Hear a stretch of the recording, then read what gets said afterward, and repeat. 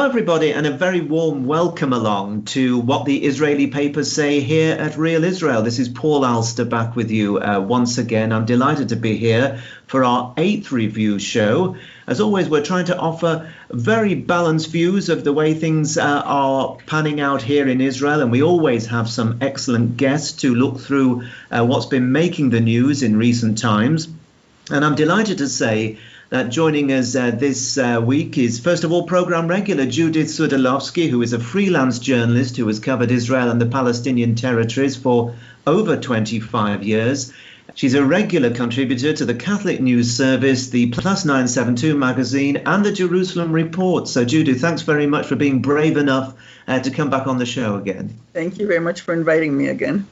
And I'm delighted to say that joining us for the first time is Eric Narrow. Great to have Eric with us. He is the Israel Communications Officer at the Jewish National Fund, USA. And we're really delighted to see Eric here to talk about some of their work and the issues that we have going on in Israel at the moment. Hi, Eric. How are you? Hi. Very good, Paul. Good to see you as well. Well, just before we go any further, I want to say that really important to press the red subscribe button that's just below our screen in order to follow all our regular bulletins here at Real Israel. Now, as always, there's been lots of things going on here, and there's also been a little matter of the US election and all the aftermath of that in recent times. But I want to go to our very first story that we're going to look at, and I'm going to turn to Eric first because one of the pieces he highlighted was a piece from the Times of Israel, which was an op-ed blog piece from Russell F. Robinson, who's one of the key figures at JNF-USA. And he was making some... he's the CEO, yeah. And he has made some very interesting points there, Eric, about the work of your organization. So first of all, just give me an idea of what he was writing about and why it was so important. Sure, absolutely. So, as we all know, the recent weeks, there have been a lot of different political and very divisive changes that are being made, not only in the United States, but also we had the World Zionist Congress. And the question arose that a lot of people were coming and asking Jewish National Fund's position and the way in which we relate to this. And Russell Robinson, our CEO, felt that it was very, very pertinent, especially right now with everything that's going on in the world, with everything that's happening in Israel, with so many changes and so many different kinds of reactions to the socio-political climate, to reinforce the fact that we, as Jewish National Fund, one of the opportunities that we have is to rise above the politics, not be involved too much with anything that's going on, and really just focus on the work. And that's something that's very, very important, examining and focusing on what we can do and not what we can debate about. And that was a very, very important part of our organization, of the work that's being done by Jewish National Fund and what needs to happen here on the ground in Israel. And it was an interesting piece because he was making quite a few pretty clear points about trying not to avoid getting involved in the mudslinging of all the politics and things. But he also made a point as well about the World Zionist Congress, about the fact that 95% of people don't know what the World Zionist Congress is or what it does. And there's been all that fighting going on that's been very widely reported. I just want to say, by the way, as far as the JNF goes, it's an organization that is very international, as we know. And I grew up, in England with the JNF very much a part of our everyday Jewish life, with contributions. And I found this just the other day. I'm going to show you this. I hope this will work on the camera. And it was actually a certificate from the wedding of my grandparents in 1937. And I don't know if you can see this. I'll hold it up to the camera. Yeah. But it's a certificate from 1937 showing the planting of 2 trees in Eretz Yisrael in their name as for the Jewish National Fund. So it's such an integral part of the Jewish experience in the diaspora. And I just saw that and thought how amazing to still have that certificate, and I wonder how the trees are doing as well. But the organization these days, Eric, it has so many different aspects, and I know, having visited one or two of your projects, the thing that has impressed me in particular has been the cross-cultural nature of many of the projects, that they're benefiting the whole of Israeli society, which I was particularly impressed with. Oh, thank you very much. It's true. I mean, since Jewish National Fund was founded in 1901, so we're talking about nearly 120 years ago, the needs of Israel changed, and the needs of the Jewish people have changed. And the fact of the matter is, we've entered now into a period of time in the 21st century where we need to shift our focus in the way in which we address Israel. It's not the same as it was when your grandparents, for example, received this certificate, but really looking at what are the biggest challenges that face Israeli society today, and how can we establish a sustainable future for the country. And a large part of that is examining what are the biggest challenges that we're looking at, not in the next 1 or 2 years, but in the next 10 to 15 years. And one of the biggest problems that we're seeing is issues with population density and overcrowding. You have 70% of our population is living on less than 12% of the landmass. And as somebody who lives in Israel and sees the way in which the cost of living continues to rise and the housing continues to rise, we need to create sustainable solutions in order to plan. And to be able to do that, we have embarked on what we call our Blueprint Negev campaign and our Go North campaign. And what the idea was we want to bring 500,000 new residents to live in the south of Israel and 300,000 new residents to live in Israel's north. Now, taking into account the fact that these are not places that nobody is living, but we have a very, very diverse population, both within the Jewish community itself, but also all of the other religious and ethnic minorities that are throughout these regions of Israel. And by establishing a strong future, both socioeconomically, as well as creating community services and other tools in order to be able to help them grow, we can position ourselves to really help strengthen Israel's future for all of the residents that live here. Yeah, Judith, I want to come to you on this. Eric making the point here about the fact that the JNF is looking to try and strengthen the communities in the Negev and in the Galilee. Your view on this, and is the government doing enough to make their work successful as far as things like infrastructure go, and the financial support as well for people to move out of Tel Aviv and the center area in Jerusalem and start to live more in the periphery as well, where there is plenty of space?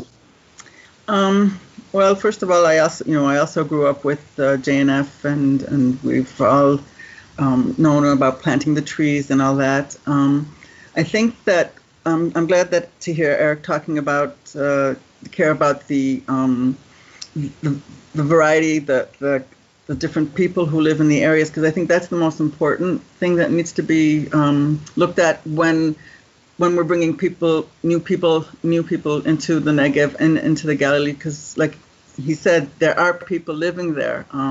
We have Bedouin communities in the Negev. We have Arab communities in northern Israel, and I think it's important when bringing in more population that these populations who are already there, and also the Jewish communities that are there, that are generally the weaker communities, yes, because they're in the periphery, that they be strengthened, that we don't have these other communities coming in, taking over, and not allowing these local communities to be strengthened by that.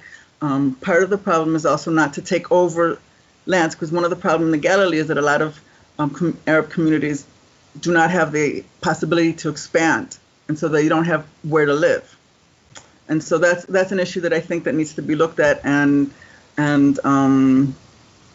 taken care of, because they need to be able to their population also has a natural growth, and just to be aware of where these new populations are being brought into, that they're not preventing local people from expanding in natural growth. And I know that there was one a project I visited actually right at the very turn of this year, which I was very interested in actually, Eric, because it was at Maalot-Tarshichah in the Galilee, which is, well, I'll let you explain about the project, because it was something that opened my eyes, because it really did impress me as somebody that is very interested in the pluralistic nature of Israeli society, that this project was like a flagship project for the kind of direction that the JNF-USA is taking.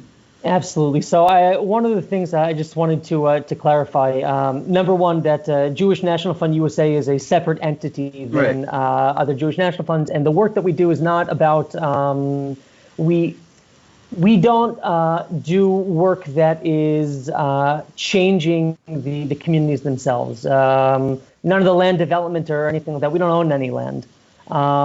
It's all about working from within the community.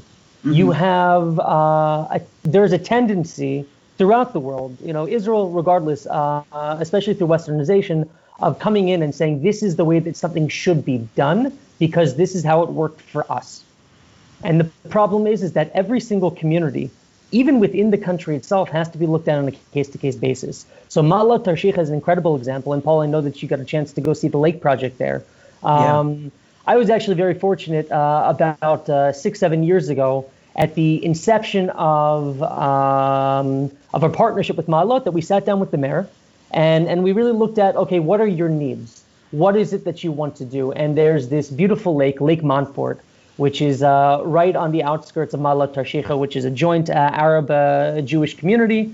And the idea there was to develop the lake in order to create ecotourism, in order to create recreation, in order to be able to drive new businesses. And that became very, very attractive because now you're looking at something that already exists that could be fostered and bolstered in order to create an economic and social epicenter that will have a ripple effect in the area.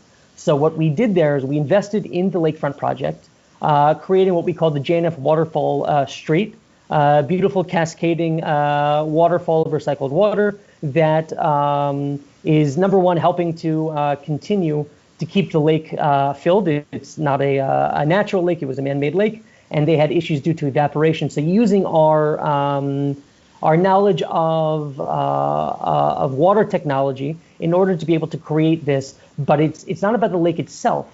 It's about now attracting new businesses to be able to come down. It's about being able to create festivals and tourism destinations, that there's going to be a boutique hotel and a convention center and storefronts that are going to line here for all of the members of the community. And if you go down and you see, and you have a Drew's Pizza shop, and you have local businesses, and you have people that suddenly have viability for their businesses to grow and not just sinking money into a business that isn't going to have a steady flow of customers or clientele being able to come in. And what that does for the entire population there, those who are already living there and those who will be coming to the area, is it shows the viability, it shows the opportunity for people. And especially in a region where employment is not necessarily as strong as it would be in the center, it really makes a huge difference that even if you have 20 new retail stores, that can turn the tide for a family that maybe has been looking for, okay, what are my employment options if I want to live in this area, or if I'm already living in the area and I don't have enough employment opportunities. Now there is a new opportunity there for me to be able to build my own business. And that's something that's really helping to change the trajectory of the community.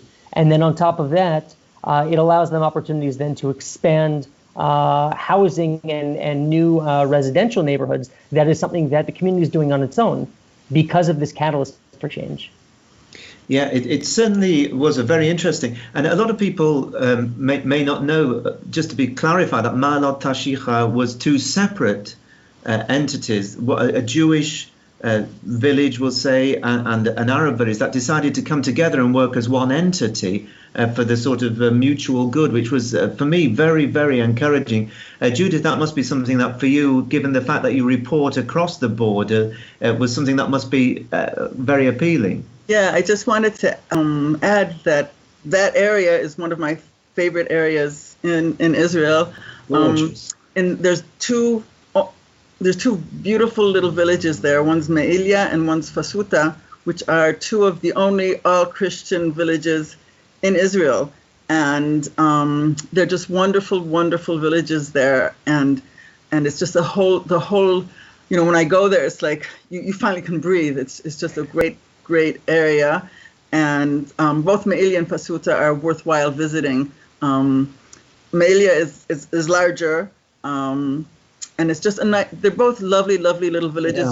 Yeah. And some, Fasuta is smaller and more traditional, but it's just wonderful just to walk around there. There's restaurants, traditional restaurants, and the people are very friendly, and it's just a great area. So it's a wonderful area to bring everybody together there. I just want to add one of the other initiatives that we're doing in the area is tourism. And so every year, one of our affiliates, an organization called Western Galilee Now, essentially a chamber of commerce for local businesses, they facilitate holiday tours, both in Fasuta and Me'ilia, to see all the Christmas lights. And although this year we won't be able to do it, but I would encourage anybody to come up to the area to see. They're just wonderful, wonderful villages. Yeah, it is. It's something very special, for tourists coming to Israel that normally go to the usual Jerusalem, Tel Aviv, kind of Galilee, Sea of Galilee. This is something very special, the Christmas time at Fasuta, and I know they get tens of thousands. And Me'ilia, don't forget Me'ilia. Me'ilia, yeah. Well, I know that they actually change the traffic routing, don't they? So it's all one way to stop everything getting snarled up. And the food is wonderful as well. It really is a wonderful sight to see all the Christmas lights and see how Israel hosts the Christian communities and how they're flourishing and able to practice in peace as opposed to so many other parts of this region. But we're going to have to move on because we've got a few other stories to look at. I'm going to come to Judith now because there's some interesting media coverage been going on relating to the US election and the forthcoming presidency of Joe Biden. And we're highlighting on the screen the reports that have been posted at the JNS and also at Ynet, the online version of Yediot Achronot, and also at the Jerusalem Post. And Judith, you were interested just to make a few observations on the way the media here in Israel has been looking at the forthcoming new presidency. Yes, I just some of the headlines I think were a little bit how would you say it? Not necessarily insightful, but just a little bit over the top. Getting ready for the worst administration for Israel and things like that. And I think that even before Biden has taken over, hopefully it will be a peaceful transition to his administration.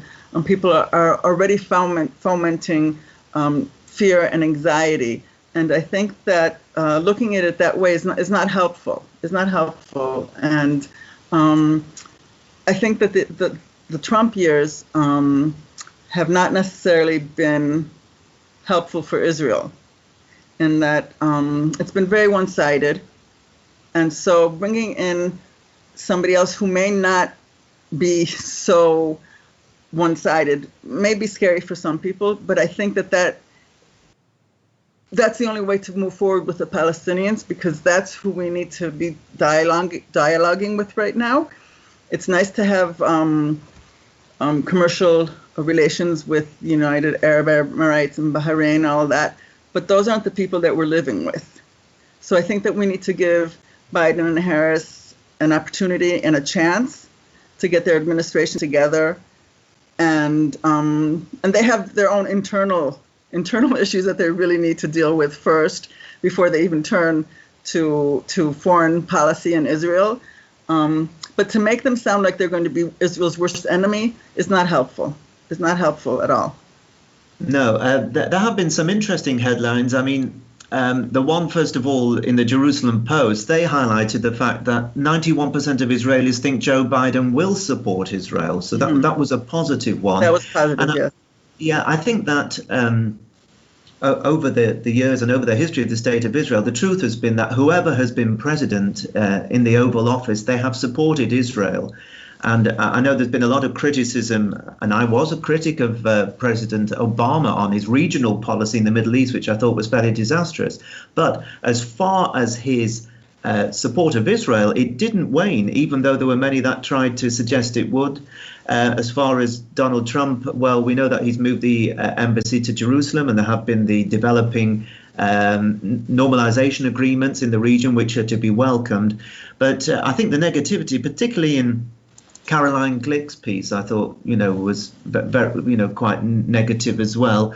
But like they say, they need to be given a chance. And Eric, I know your organization tries not to get into politics, but I just wanted to ask you that because of the polarization that's taken place within the Jewish community here in Israel, it's also been quite polarized in the US as well. Has that affected the kind of numbers of youngsters wanting to come to Israel and be part of the kind of programs that your organization presents? Absolutely not. And the polarization of politics, especially when it comes to Israel, is nothing that's new. Every decade presents its own troubles and difficulties and turmoil and of course arguments. And to be honest, I don't think that I've ever been to a Shabbat or holiday meal where you have 5 Jews and 10 different opinions about something.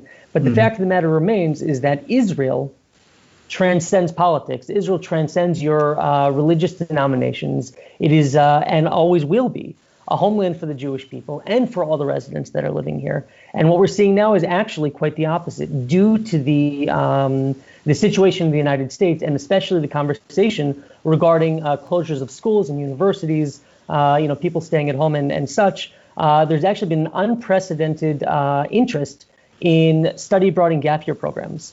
One of the programs that we really push for, and I know one of your first introductions to Jewish national money was meeting with the Alexander Muss High School in Israel program when we met with the group that was there. So we had our first semester that's here right now. We have over 100 students right now on our campus, and we even launched a gap year program that was filled to capacity. 25 students came who decided to defer college because instead of learning online, they decided that we would come to Israel, have an incredible experience, and then continue and go back to our traditional studies. And we're actually anticipating, and we've opened up registration for our spring semester, where we have over 80 students already registered and room for 250 students to be able to come. So we're anticipating a packed campus. I think in terms of the discussion surrounding Israel and the interest, it certainly has not waned. Far from it. It's given people, I think, a push to get involved. I was speaking, there's a gentleman, his name's Murray Greenfield. He was on the second Youth Aliyah program, made Aliyah to Israel in 1947, American Oleh, one of the early ones. And we were discussing this. He's an educator for our students, and he said, it doesn't matter what your politics are. The fact of the matter is that Israel gives everybody a place to have a seat at the table, and that's the beauty of Israel, is that everybody can come and everybody can come with their opinions, but it's Israel's that unifying everybody. And that's one of the incredible things about having this democracy, about having this country, is that you can have conflicting opinions, you can have different opinions, but the fact that you have an opinion means that you care.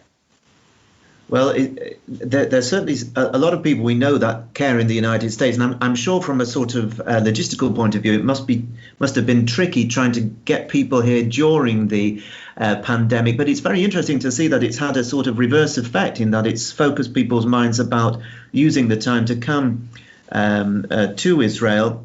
And just a final word on this, Judith. Are you optimistic that as far as the Biden administration goes, that they're going to be a fair broker here in this region for this administration?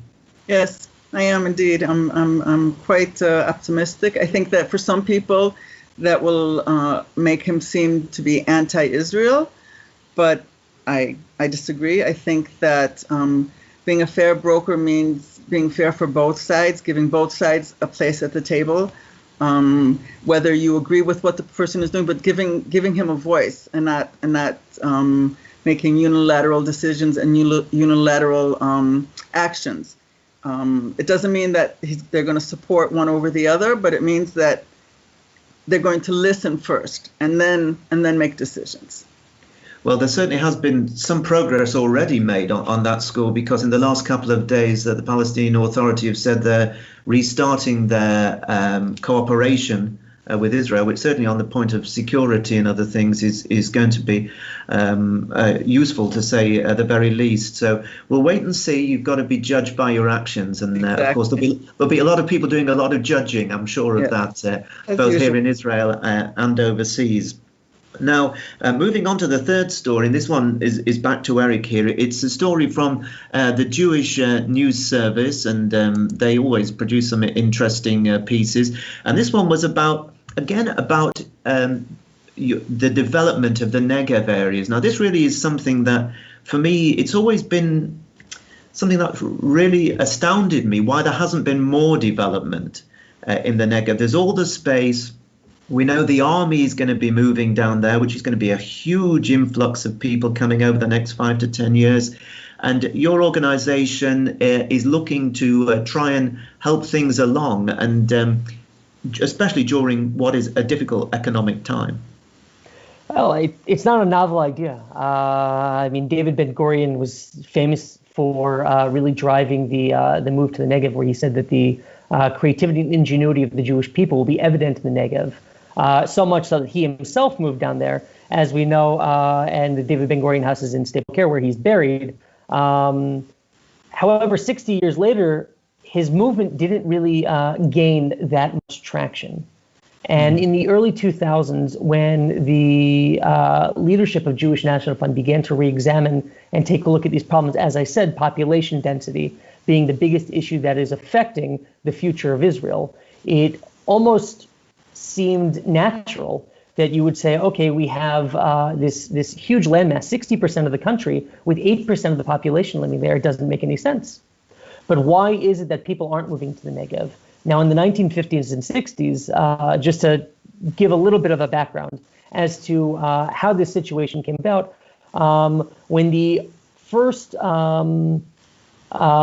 decades of the country, you had an unprecedented aliyah of Jews that came from many Middle Eastern countries, the Mizrahi and Middle Eastern Jews that were coming to Israel. And many of them were sent down to these development towns. At the time, I guess you would call it a camp.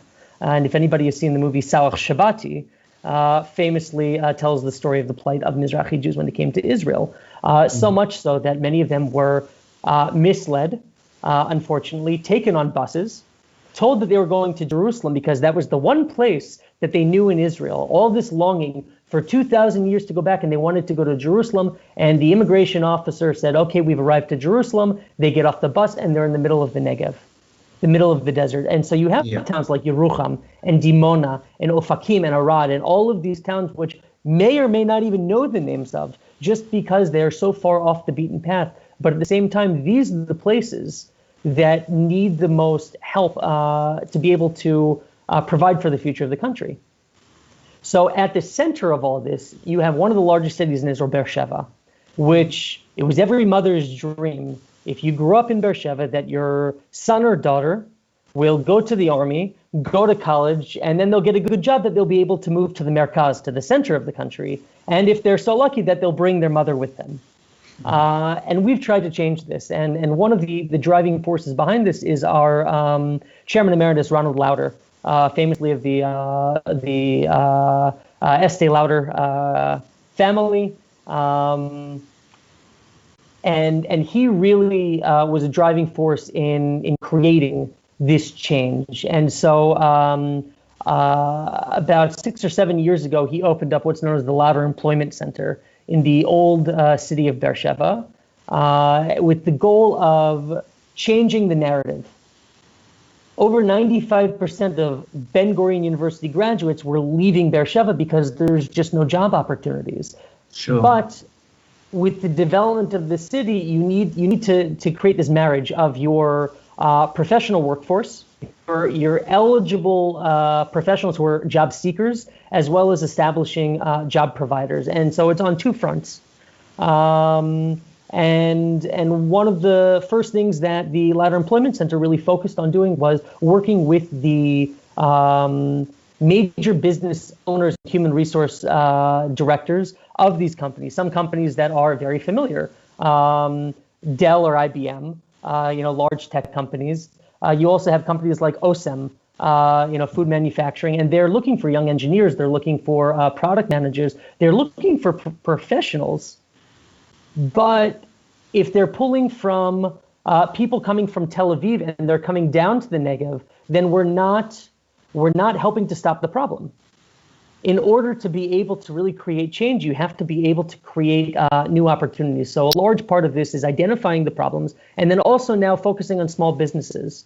There's about nearly 600,000 businesses in Israel, registered businesses in Israel as of 2019, and about 96% of them are small businesses. Small businesses meaning that they have a staff of less than 20 people. Yeah. And the small businesses are making up over 50% of Israel's gross domestic product. So by investing in these small businesses, we're giving an opportunity to these people that are looking for jobs, but also in creating incentives and other opportunities for people to establish these jobs in an area where you have a lot of space to develop. You have a lot of opportunity. And now with coronavirus, everybody has come to the understanding that technology has really changed the entire narrative. Imagine if this was 30 years ago.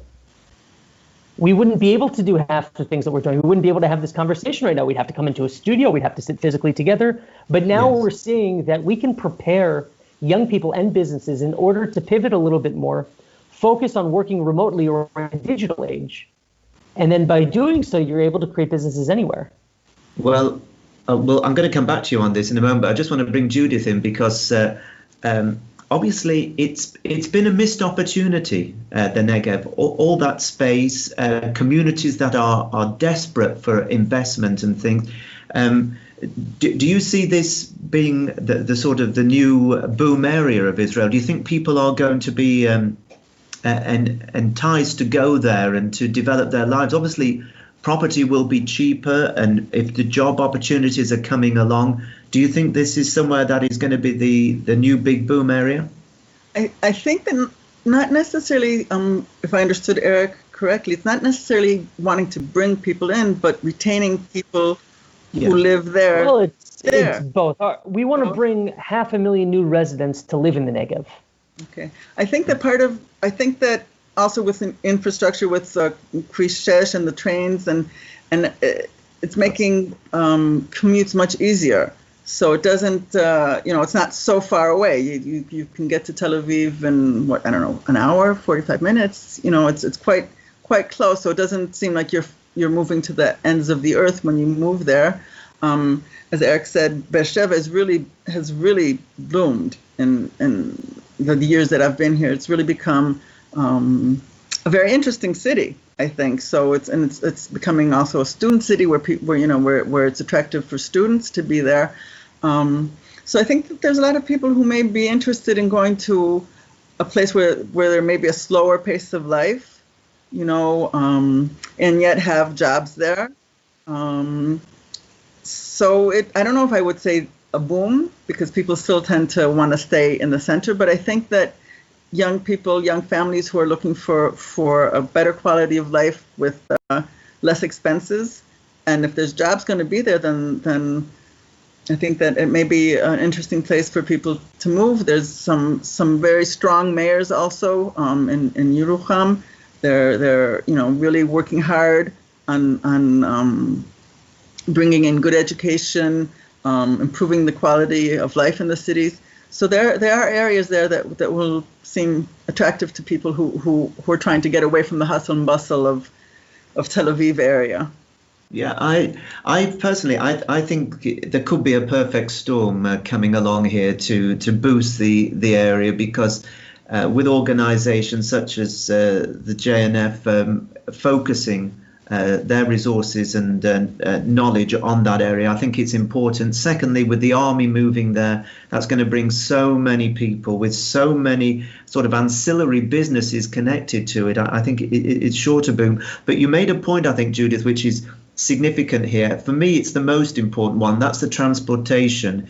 Here in Israel, we're very good at building roads and all the rest of it. We've got some great roads all over the place. The problem is we don't have the public services, the number of buses and trains that we need in order to get people from one place to another, and for them, in my view, to be able to seriously consider moving area because the public transport enables them to do that. Is that something you think, Eric, that your organization is going to be able to have any influence on? Do they have any lobbying in order to try and help build that infrastructure as bringing the jobs as well as the jobs? So it's a good question. The long and short answer is that's the government's responsibility. Is we don't build trains. I do strongly believe that railways are the most effective way not only to connect people together, but it's the most efficient way in order to be able to see population growth. But it's a question of the chicken and the egg.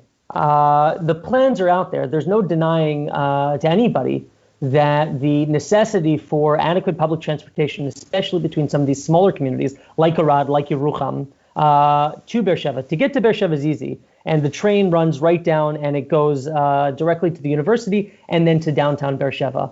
But to get to the other, and then there's another train also to Dimona, but to get to the other places, you need to have that. However, once the population begins to catch up and there's really this catalyst for change, I truly believe that the government will begin to take notice and try to implement more public transportation opportunities there. And I know one of the other initiatives that we're working there is what's called the Negev Council. And just the other week, we brought all of the mayors of all of the towns in the Negev. There must have been over a dozen mayors, if not more, on a phone call all together, talking about what's good for the region. And that is a conversation that really has changed in recent years. No longer are individual mayors thinking about what is good for their respective communities, but they're coming together to think what is going to be good regionally and how can we affect change for each other.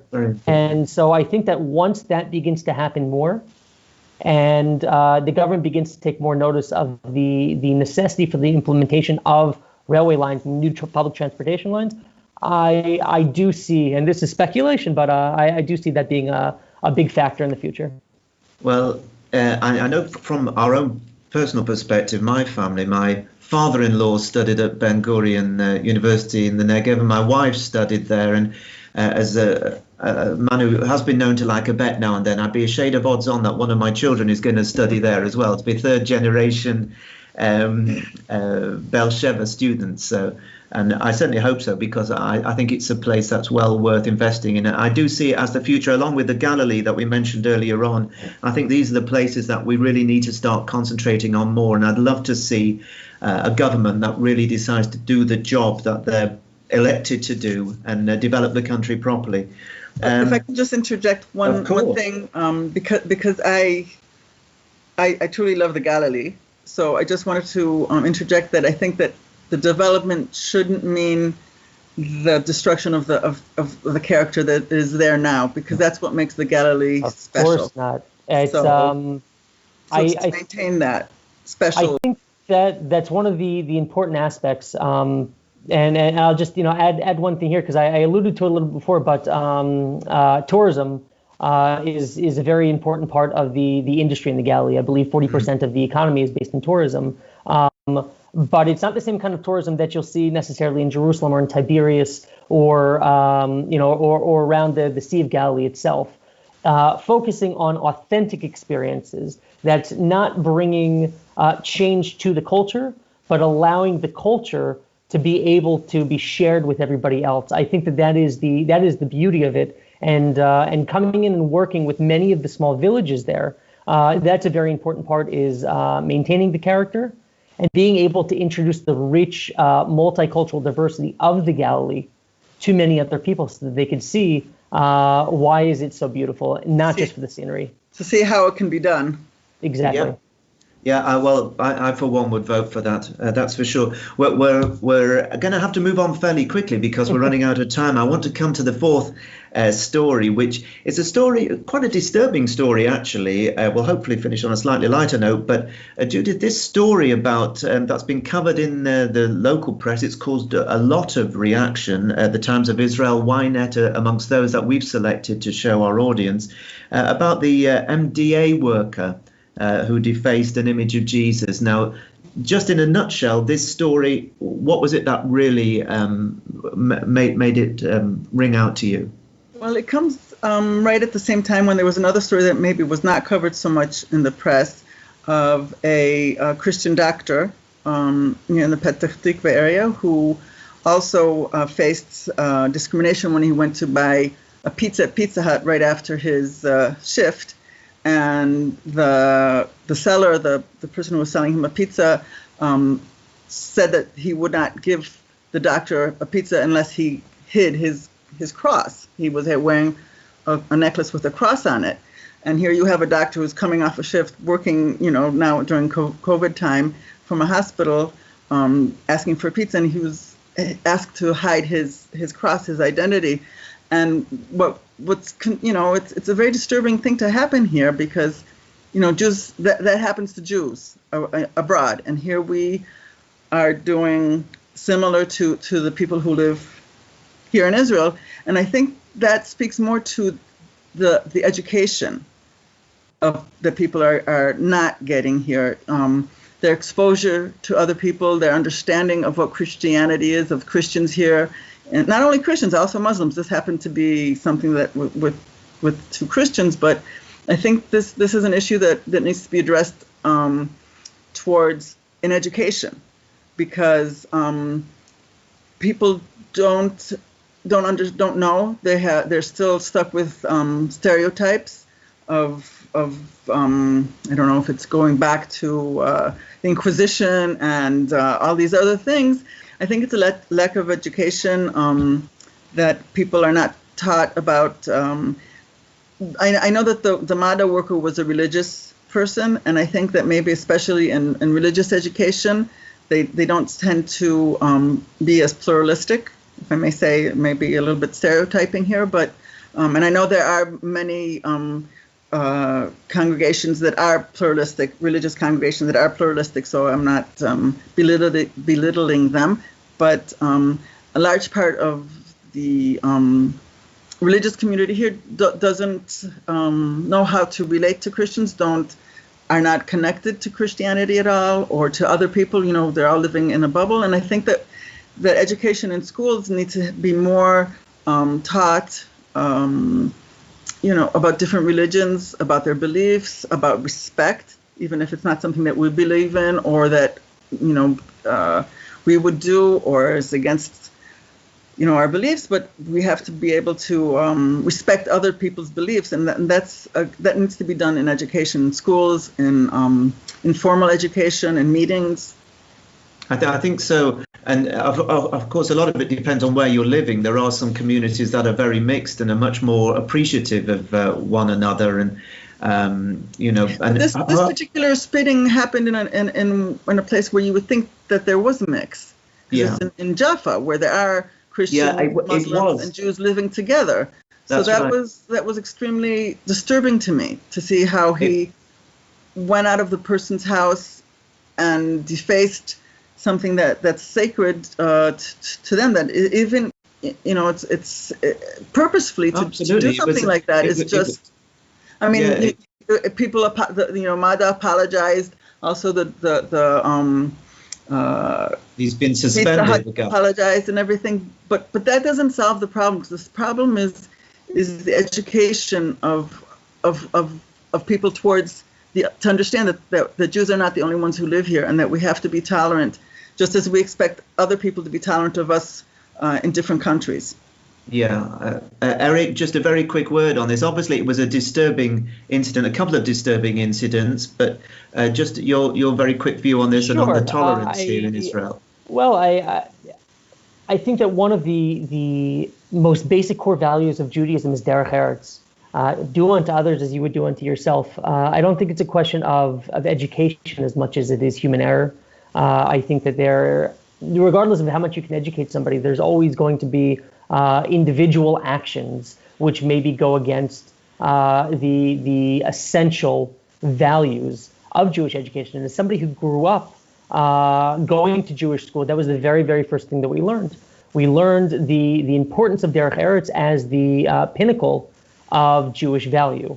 So I agree that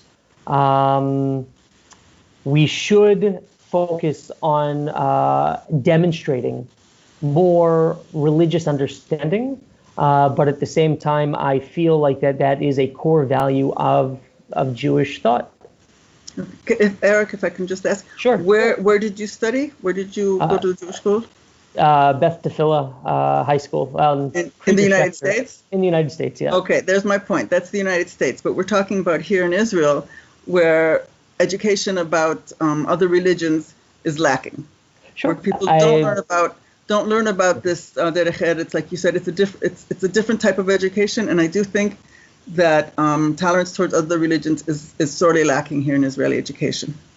Sure. It is something that really needs to be looked at in more depth, I think, because I think there's a lot of benefit that can be had by understanding a great deal more about how other people live and think and what their set of beliefs are.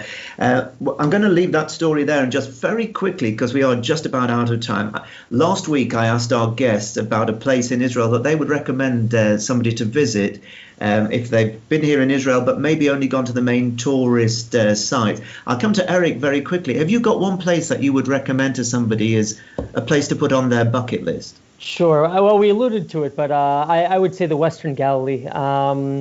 If you go into the old city of Akko, there is Western Galilee Tourist Information Center, and there it can give you guided points to a number of different communities within even just a half an hour drive radius.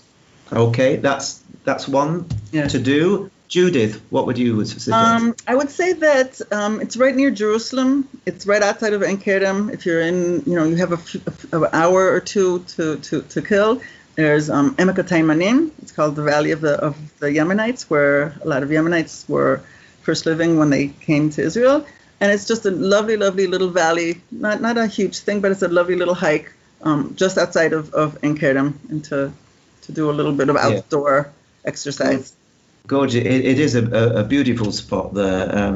Really, for those that like to get out in nature and walk through the forest, it's a great spot. I'll just throw one in here, which is Nach Sholim, Dor Nach Sholim Nature Reserve, just down the road from me. That's where I go to clear my head. You can often find me wandering along, looking dazed and bewildered at different times of the wonderful coves, beautiful beaches, amazing to see the sea, and there are some amazing archaeological sites there as well from the Roman and Byzantine period, which are a delight to visit.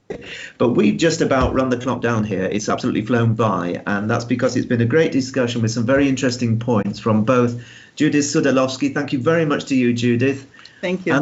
And to Eric Narrower of the JNF-USA. Thanks very much for joining us for the first time, Eric. Thank you. It was great. And it's thank you from me as well, Paul Alster. I'll be back next week with more informed comment from people looking at what the Israeli papers say. But for now, I wish you a very good weekend and hope you'll join us once again next time. Bye-bye for now.